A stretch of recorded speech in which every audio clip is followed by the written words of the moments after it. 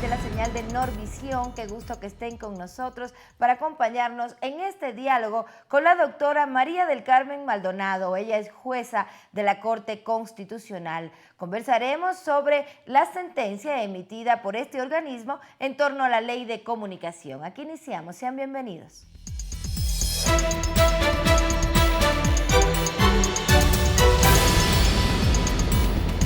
Doctora, le quiero agradecer que nos regale estos minutos porque a esta hora es importante conocer detalles en torno a la sentencia de la Ley de Comunicación que fue emitida el pasado 17 de septiembre por la Corte, donde usted es jueza. Algunos cuestionamientos se han señalado, pero antes de eso me gustaría comenzar por cómo es el procedimiento para llevar adelante el análisis y decidir una sentencia en torno a cualquier caso que sea tramitado en la Corte Constitucional. Muchísimas gracias, la invitación, muy buenas tardes a nuestros amigos televidentes. En efecto, la Corte Constitucional analiza una norma cuando existen demandas de inconstitucionalidad. ¿Cuál es el presente caso? Dentro del análisis que es denominado control formal de constitucionalidad, también analizamos el procedimiento de expedición de esta norma. Y adicionalmente al control formal tenemos el control material, que ya es pues el análisis de cada uno de los artículos y la contrastación de estos con la Constitución. Ahora sí, ya hablando de la Ley de Comunicación, que es precisamente el tema al que nos vamos a referir, que fue demandada por inconstitucionalidad, tanto en la forma como en el fondo, y que ustedes en esta sentencia señalan que no ha habido inconstitucionalidad en la misma. Hay algunos elementos en lo que tiene que ver, por ejemplo, con la comunicación como servicio público, porque esto no es inconstitucional. La comunicación es un servicio público porque es la manera en la que todos los derechos a la comunicación, a la información, los derechos a la libertad de expresión se encuentran garantizados para todos los ciudadanos, para todas las ciudadanas. Existe la incorrecta creencia que el derecho a la libertad de expresión es aquel ejercido solamente por los medios de comunicación. No es así. Cada uno de nosotros tenemos derecho a expresarnos y a recibir una información de calidad. Por eso es que la comunicación debe ser un servicio público. Adicionalmente, ya tenemos otros ejemplos que constan en el proyecto de sentencia que hemos preparado y que aparte ha sido un fruto de un análisis muy profundo y exhaustivo.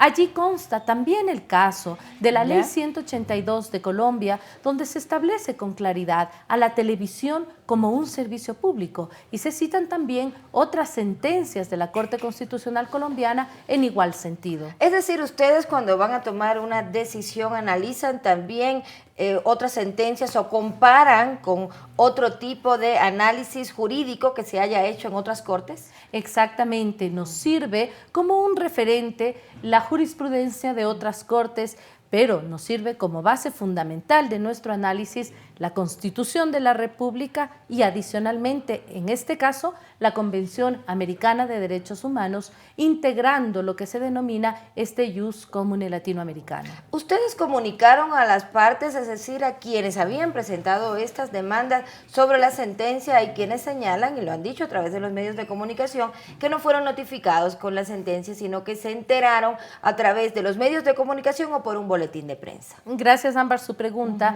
nos permite aclarar este punto que es fundamental. La expedición de la sentencia fue por unanimidad del Pleno del organismo el 17 de septiembre de 2014. Se debaten en el Pleno.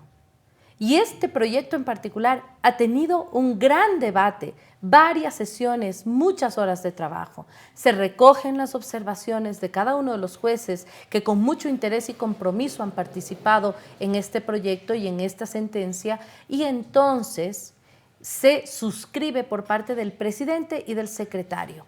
¿Qué es lo que sucede? El artículo 30 del reglamento para la sustanciación de procesos de competencia de la Corte Constitucional establece que deben transcurrir 24 horas. ¿Entre qué?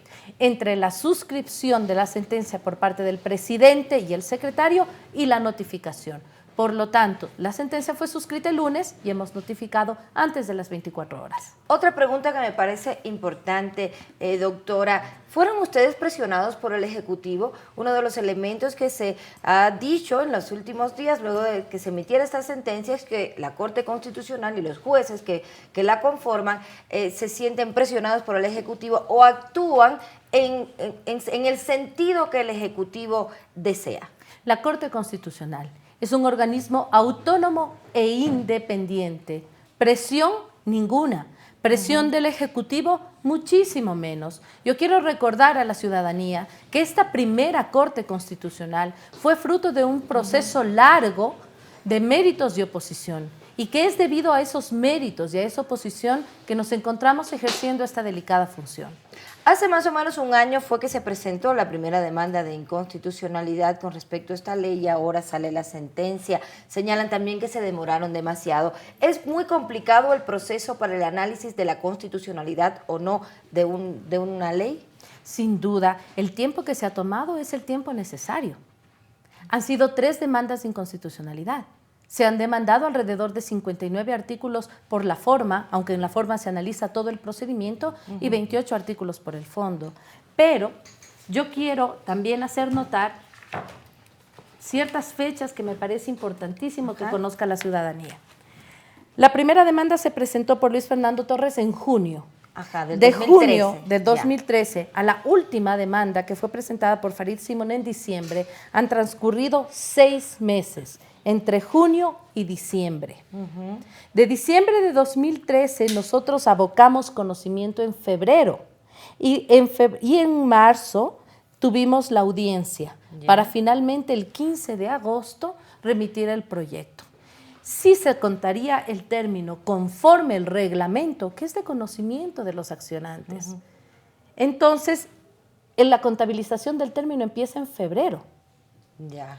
Pero desde febrero hasta la presentación del proyecto, también esos términos fueron interrumpidos en virtud del artículo 8 del Reglamento de Sustanciación de Procesos de Competencia de la Corte Constitucional, que está vigente desde el 2011.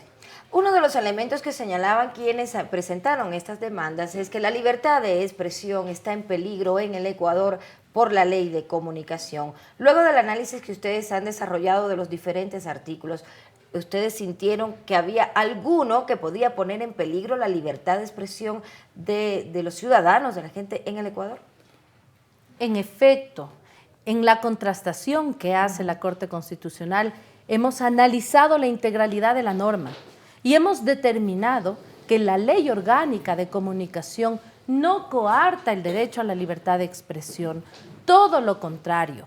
La propia ley establece que se prohíbe la censura previa, que se debe garantizar a la ciudadanía una información de calidad, es decir, veraz, verificada, contrastada, contextualizada. Yo me pregunto, si es que están garantizados tanto los ciudadanos cuanto los medios para que puedan emitir y trabajar, porque además la ley permite el trabajo de los medios públicos, privados y comunitarios. Si es que es así, ¿de qué manera se puede coartar la libertad de expresión? Es decir, ustedes lo que sí hicieron fue tal vez algunas correcciones de determinadas palabras o incluso signos de puntuación dentro de los artículos. ¿Eso sí tuvieron que hacer un poco para aclarar algún artículo de la ley?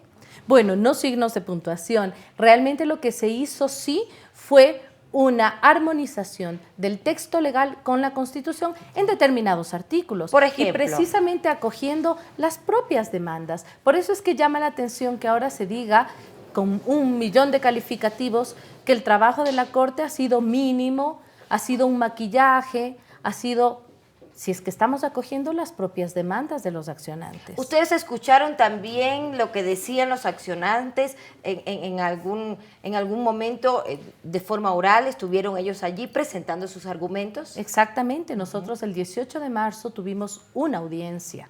¿Y qué sucede? ¿Por qué tuvimos una audiencia frente a 3 demandas?